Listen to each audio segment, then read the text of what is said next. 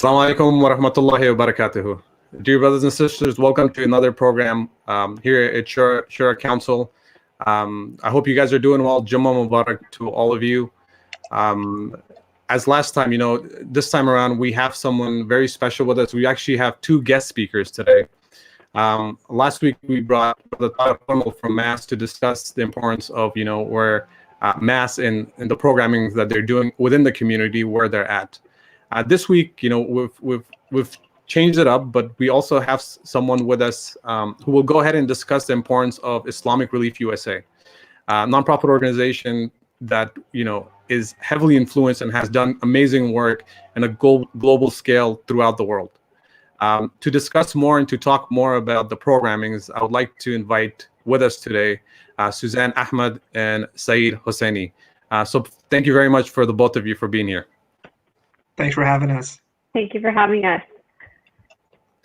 Alrighty, guys. So to get started, Islamic Relief USA. I mean, the name is known, all over the world. And it's been known all over the world for about. Correct me if I'm wrong, but probably over 25 years. But for those that are watching this today that don't know much about Islamic Relief USA, or what is also known as IRUSA, what is it? What is Islamic Relief USA, basically?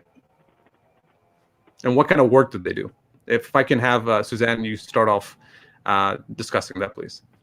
Sure. So Islamic Relief USA is a humanitarian nonprofit organization. We do development and relief work both internationally and here in the United States, irregardless of race, gender, or religion. Our aim is to alleviate poverty. And we do that by doing work in sectors such as food security, healthcare, women's empowerment programs, orphan sponsorships, and so much more. As you've said, we've been in the community here in the US and all across the world. We've been doing our work for over 26 years now. And, we have engaged with, communities from coast to coast. A lot of the local communities know us when we visit their masajid, and we talk about our programming and how they can support us. And we also are doing work on the ground every day in countries all across the world, and like I said, here in the United States. Absolutely. And maybe, Syed, for you to add on more on this, like, what are some of Islamic Relief's current programmings here in Southern California, would you say? Definitely. I can speak a little bit about what Islamic Relief is doing in the face of disaster response. I work as part of the disaster response team at IRUSA. One of the main things that we've seen, especially with climate change taking place, is an increase in disasters and higher intensity of those disasters that are taking place. So currently, we've just seen the great wildfire season that plagued Southern California in 2020. Thousands of acres have been destroyed, homes have been lost. Many people, survivors of the fires, are left without homes and left to rebuild their lives. So a few of the programs that Islamic Relief is focusing on from this aspect would be to provide direct services to the survivors of these fires, to hopefully be able to first give them financial assistance, to get them back on their feet, to get them to be able to economically support their families, and a long-term program, which we call LTR, long-term recovery, is working with government or institutions and other nonprofits in Southern California to see if we can address this issue of housing and see if we can rebuild, find funding to rebuild their houses, provide repairs to their houses, and try to return them to an air of normalcy. And just to be on this topic, again, amazing work that you guys are doing. Where are the families this far? Would you guys happen to know, or are you guys partnering up with other organizations, or are you guys directly providing services to these families? As far as the wildfire relief is taking place, we have fire survivors throughout California right now, in Northern California and Southern California. We're not directly working with the housing of the survivors currently. There's other organizations doing that. We're working predominantly in the financial assistance and working to see if we can set up institutions for that long-term recovery we talked about. Gotcha. And now, Suzanne, I was going to ask, what are some of Islamic Relief's goals for the community here in Southern California? Yeah, absolutely. So to actually sort of piggyback off of what Syed has said, we not only are doing work in disaster management and disaster response, but we also are doing community-based development work by providing organizations with small to medium-sized structures with grants and with other gifts in kind so that they're able to actually meet the needs of their community. And so when we are offering our services to other organizations as a grant-making organization, we are helping them to build up their work in food security. We're helping to build up their work in healthcare, in refugee and immigrant services, and community development. So our goal really in Southern California, and this sort of goes to all across the states, is we want to help the organizations that may otherwise have difficulty accessing resources, whether that's financial, or whether that's access to, bulk goods that can then be distributed to the community. We want to ensure that we are there to provide a source of support to these organizations. And our goal is really to continue to strengthen our partner network. We have multiple organizations that we work with in Southern California, and so many of our community members know them, whether that is Sahaba Initiative or Uplift Charity, even the Shura Council, and various masajids all over Southern California. We aim to continue to support them, especially as this year we're still dealing with the COVID-19 pandemic. There's still exacerbated needs, and we want to be able to directly work with these organizations to serve communities that have been compromised by economic inequity, access to healthcare, poor access to hygiene and PPE items, and so on. Yeah, and I want to keep it here. I know you discussed and mentioned grants in community organizations. So, what is the process like for grants being given to organizations? Like, what are the steps needed in applying to it? Yeah, that's a great question. So we, in the United States, we work with organizations that are designated as 501c3s. So an organization that's interested in partnering with Islamic Relief should also be a nonprofit. We ask that when they are seeking funds to do work in the United States, that they use those funds exclusively here in the US. And that goes towards the sectors that I mentioned: food security, healthcare, refugee and immigrant services, or community development. So we want to be working with organizations that are implementing social services or other services that are directly impacting vulnerable communities. And in order to be eligible, as long as you meet those criteria and that you've been functioning in the United States as an incorporated entity for 3 years, you're eligible to apply for funds. We actually just wrapped up our 2021 pre-scan application. We had a really great turnout with applicants. We saw lots of our Southern California partners apply, and we used this pre-scan to collect all of the financial and administrative information at the start of the year so that we don't have to ask for it again, because that information typically, once you have it once, you shouldn't need it again. It usually does not change. Once the application is in and with us, the deadline is actually the 8th. So if any other organization is interested, they have just a couple more days to get that in. You're then eligible for all the other grant opportunities that are launched throughout the year. So we have grants during Ramadan, Qurbani. We have open grants for larger funds to be solicited for sustainable programming. We have programs during the Thanksgiving season, as well as in the summer for children who are food insecure, which is called our Summer Food Service Program. And then finally, we have our Day of Dignity and MLK Day of Service programs, which are really centered on providing services to the houseless community and low-income individuals who, have poor access to, for example, healthcare services, have poor access to food, and etc. So what we ask from our partners is that they visit our website, which is irusa.org/grants, and that's where we put up our information for our applications and webinars. And they can visit that to stay informed and use our grant management system to seek funds when those applications are open. Okay. And also, what is kind of the duration of the process? Like, let's say if an organization does apply for a certain grant, when will they hear back from IRUSA?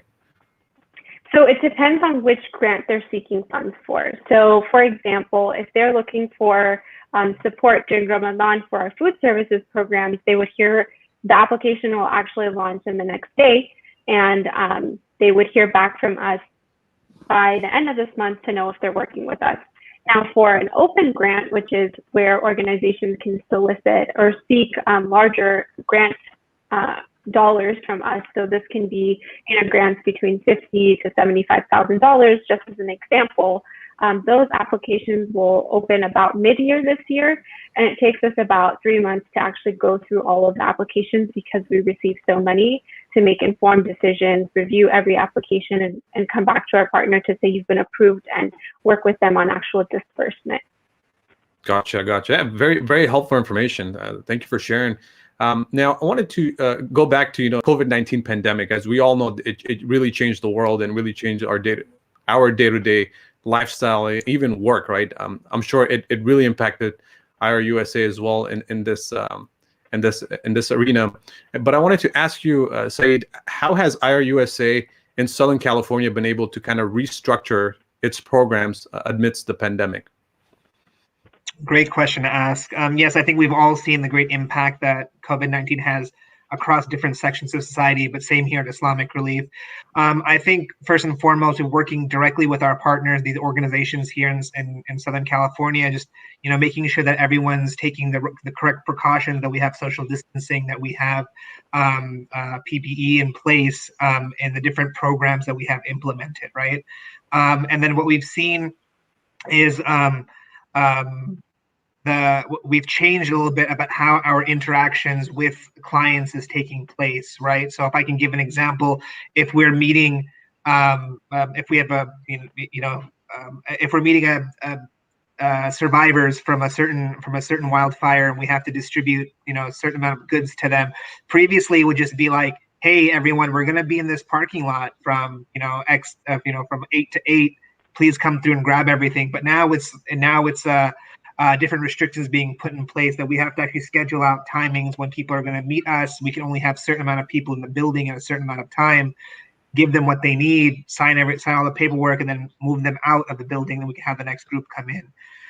So I think this is greatly affected the way we've structured ourselves and kind of being able to distribute our services to the community. And then I think just like many other organizations, a lot of working from home. Staff as myself and Susan, we've been working from home since the pandemic has started, just kind of showing our commitment to making sure that we're living safer and healthier lives.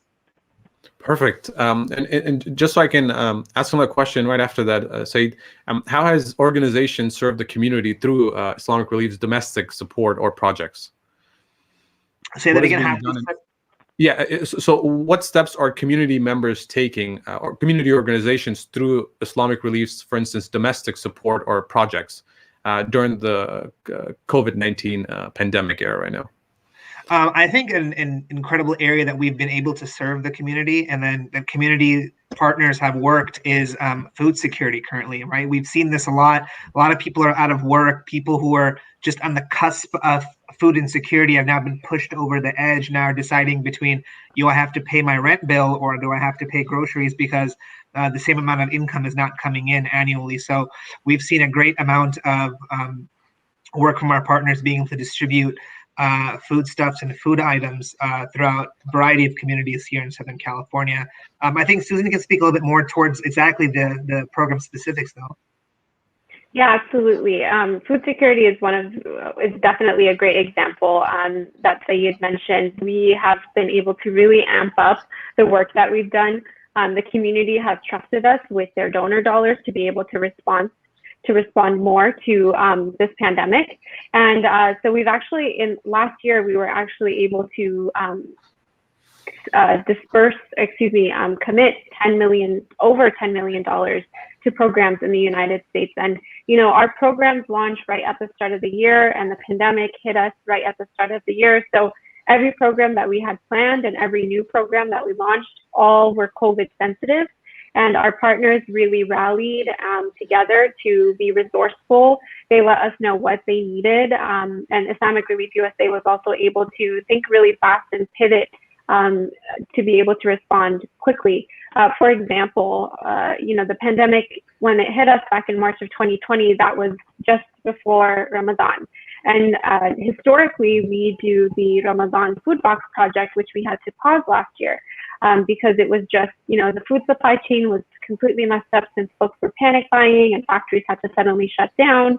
But our partners let us know that they were still able to deliver food security services to the organizations, to the communities that they're serving. So the organizations we worked with let us know they're still ready to do this project. So Islamic Relief USA pivoted to actually provide grants to all of our Ramadan partners. And we worked with 44 organizations across, I believe, 18 states, and we served over 70,000 individuals just in that month alone.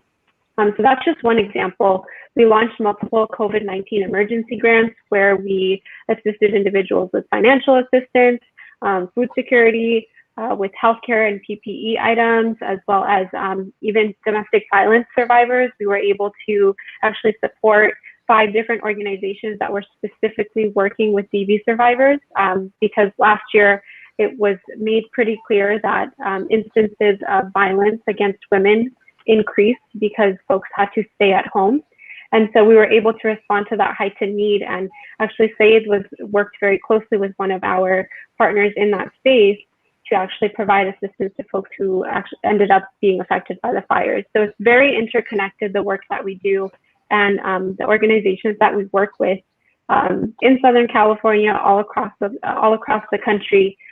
They showed us that they were ready to respond, and we were able to, by the will of Allah subhanahu wa ta'ala, actually respond quickly and amp up our work to actually have a greater impact than we did in previous years. And again, thank you so much for the great work that IRUSA and you guys do on a day-to-day basis to help support the community. And I know you mentioned something very important, that it was a year from now, where the pandemic hit, the U.S. specifically, right? Right. And it, just to look at it back and to be able to reflect on it, right? It's been a whole year now since February, where the lockdown took place and everything kind of went under shutdown. But one of the great things is that just like other organizations, IRUSA as well is still doing the work. And the good thing is that you guys are able to provide more resources to needy families and individuals that need things like food, financial assistance, housing services, very important things to look into. Now, I wanted to ask another question. What is Islamic Relief's 2021 vision for the community? And Syed, do you want to go first? Yeah, either or. Sure. Okay, so at least in the U.S., through U.S. programs, we are really committed to seeing our impact grow. Our goal is to be able to reach at least 1 million people this year. Last year, we reached 800,000, so we're hoping to do more.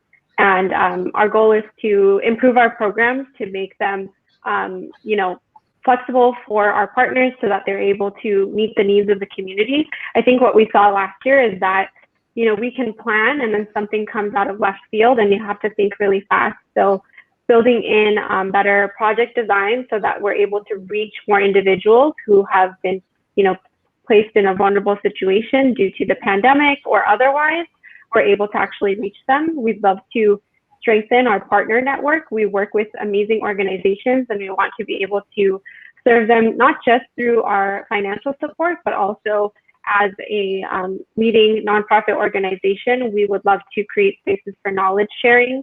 We would love for organizations to be able to learn from each other and improve the work that they're doing on the ground. And we're also very committed to ensuring that we are reaching marginalized communities, and we're making a concerted effort to reach the Black and African American communities and their leaders.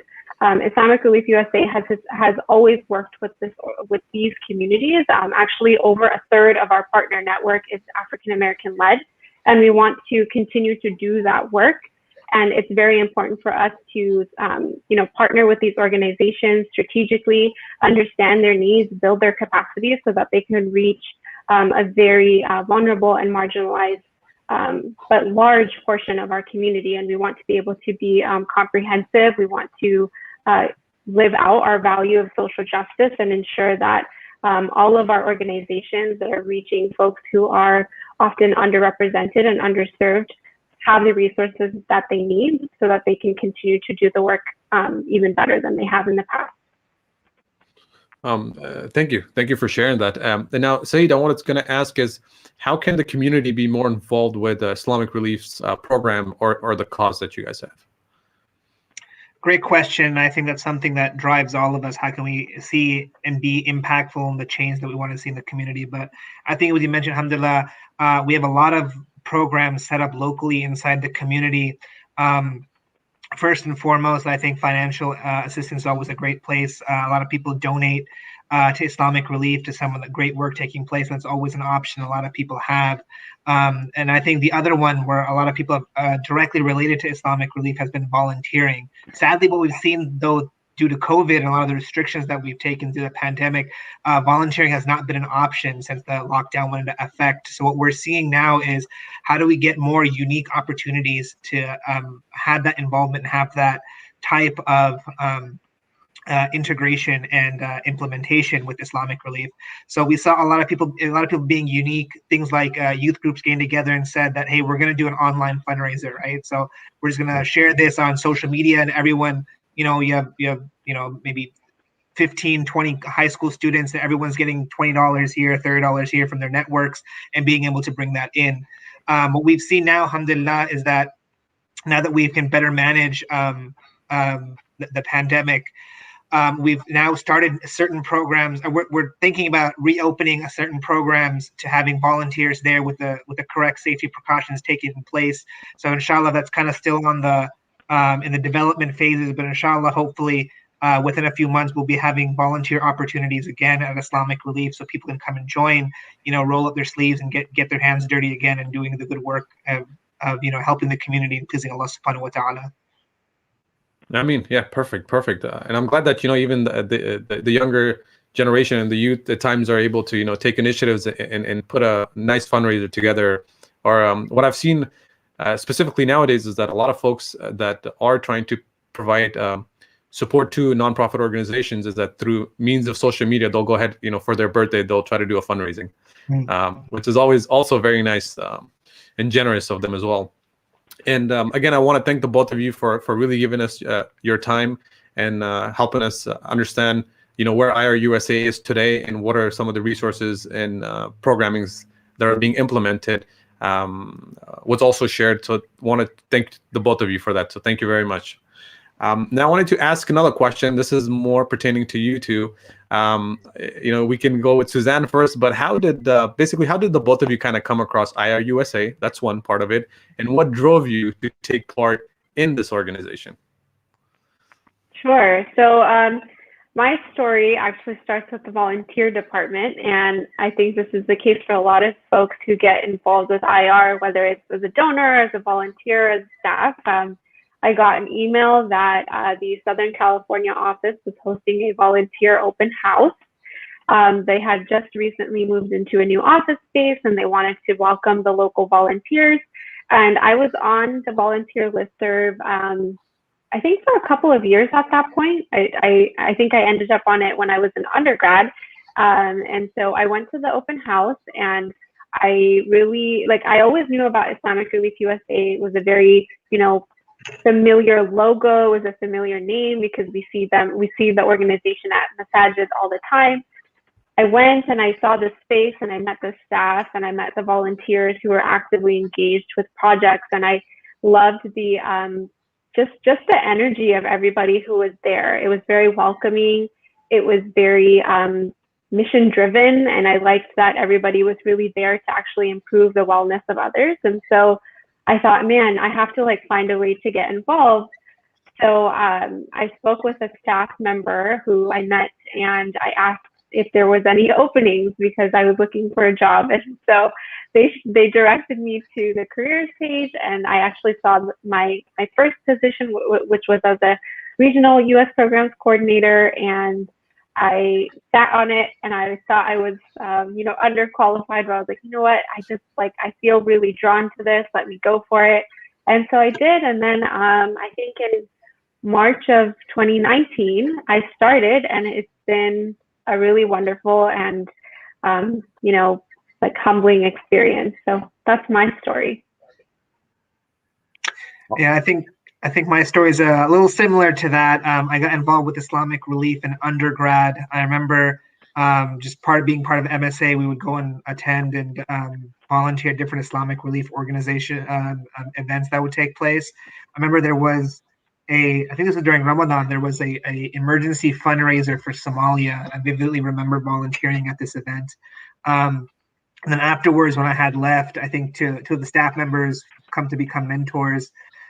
Zia Eshanzada and Abdul Mahbub were just, became very close and became mentors in that sense. And soon afterwards, there was a temporary position that opened up. I applied for that position, got it, and worked for about a month until my contract ended.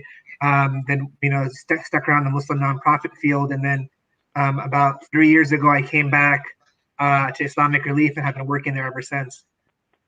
Nice. Again, thank you so much for sharing that. And I hope you guys' journey is going well. And I know it is a big organization. You guys are learning a lot from it, and you guys are giving so much back to the community.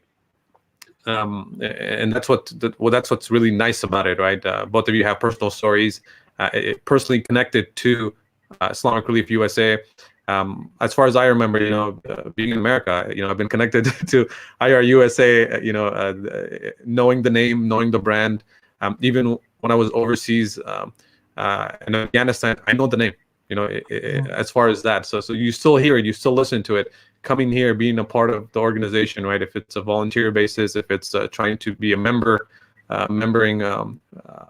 partner, or through an organization, there's always some form of a connection that I've come across, even within the community. Everybody knows IRUSA. So again, thank you so much for the both of you for giving us your time and sharing the great services that the community can really benefit from. Yeah, absolutely. Thank you so much for having us. It was a pleasure being here. Thanks so much, Wali. Not a problem. Again, it's a pleasure to have the both of you here in this platform. But before we conclude, is there any last takeaways or any last suggestions you guys like to share with the community members? I think one thing I can just say is that with COVID and the pandemic, sometimes we see a lot of things getting slowed down. But inshallah, if you have a drive and you can be a little creative, we can find ways to still do good work, even though with the situation we're living in. Yeah. And I know we talked about the pandemic. It just came to my mind, and I know something that's really big right now currently is COVID-19 vaccinations. Is IRUSA in the field of doing any form of vaccinations at the moment, or no? Providing vaccinations directly, no. We are partnering with local governments to provide volunteer labor at vaccination sites. That's one of the projects we're working on, but we're not actually distributing any vaccines. Yeah. Mm-hmm. Okay, perfect. Alrighty. Anything else, Suzanne, on your end? I know you had something. No, I think Syed said it best. There's always ways to get involved, and Islamic Relief USA is always, we're easy to reach. I'd say. I think if you have something to tell us, or you want to just find a way to get involved, there's ways to reach out and just learn more about what we do.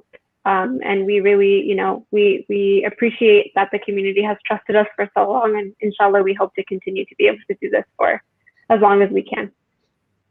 Perfect. Again, thank you so much, folks, for watching our program for today.